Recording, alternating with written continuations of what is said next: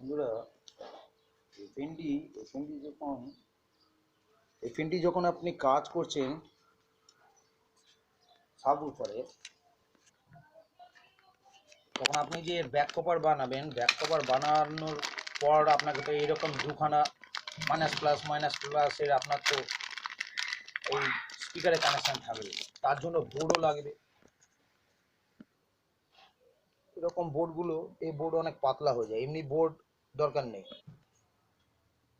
যদি এই পুরনো জিনিস খুলে নেওয়া যায়, এই এত বড় বোর্ড দেখছেন, আগেকার জাহাজি ঘাস বোর্ড, এটা এই ঘাস বোর্ডটা এত মোটা, এটার জন্য আপনার বেসটাও ভালো থাকবে। তো এমনি বেস লাগাবেন যাতে বেসটা আপনার ওই কাঠের উপর নির্ভর করবে, এই যে পাইপটা দিয়ে আপনার কেমনভাবে মোটা সাউন্ডের এয়ারটা বেরায়।